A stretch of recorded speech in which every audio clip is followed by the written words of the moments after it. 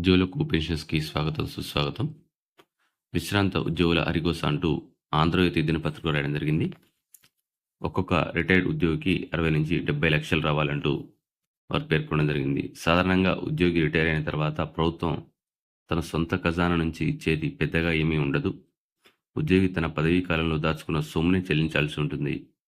ఇలా ఒక్క ఉద్యోగి జీపీఎఫ్, టీహెచ్ఎల్ఐ, కమ్యూటేషన్ గ్రాట్యుటీ, ఆర్జిత సెలవులను సరెండర్ చేయడం ద్వారా వారికి 60 నుంచి 70 లక్షల వరకు వస్తుంటాయి.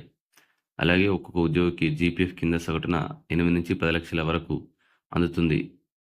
ఉద్యోగి రిటైర్ అయిన తర్వాత కమ్యూటేషన్ కింద 40% వరకు పెన్షన్ ప్రభుత్వానికి అమ్ముకునే వెసులుబాటు ఉంటుంది. మిగతా 60% పెన్షన్ రూపంలో ప్రతి నెల అందుతుంది. తాను అమ్ముకున్న 40% పెన్షన్ తాలూకు సొమ్మును ఒకేసారి ప్రభుత్వం అడ్వాన్స్గా చెల్లించాల్సి ఉంటుంది.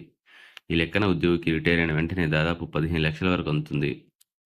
తెలంగాణ ప్రభుత్వ బీమా టీహెచ్ఎల్ఐ కింద ఉద్యోగి మూల వేతన నుంచి కనీసం 6% లేదంటే అంతకంటే ఎక్కువ శాతం మేర ప్రీమియం కట్ అవుతుంది. రిటైర్ అయిన తర్వాత ఎల్ఐసి కింద జమ అయినటువంటి సొమ్మును ఉద్యోగికి ఇచ్చేయాలి. దీని కింద 6 లక్షల వరకు అందుతుంది. ఉద్యోగి 300 వరకు ఆర్జిత సెలవులను నిల్వ చేసి పెట్టుకోవచ్చు. వీటిని రిటైర్ అయిన తర్వాత ప్రభుత్వానికి అప్పగిస్తారు. ఈఎల్కి సంబంధించి ఒక్కో ఉద్యోగికి 12 నుంచి 15 లక్షల వరకు సొమ్ము అందుతుంది. ప్రభుత్వం తన సొంత ఖజానా నుంచి 16 లక్షల గ్రాట్యుటీ ఇవ్వాలి. ఇలా అన్ని రకాల ఆర్థిక ప్రయోజనాలు కింద ఒక ఉద్యోగికి 60 నుంచి 70 లక్షల వరకు సొమ్మును ప్రభుత్వం వెంటనే అందించాలి. సో ఇది వచ్చేసి మనకు ఆంధ్రజ్యోతి దినపత్రికలు రావడం జరిగింది.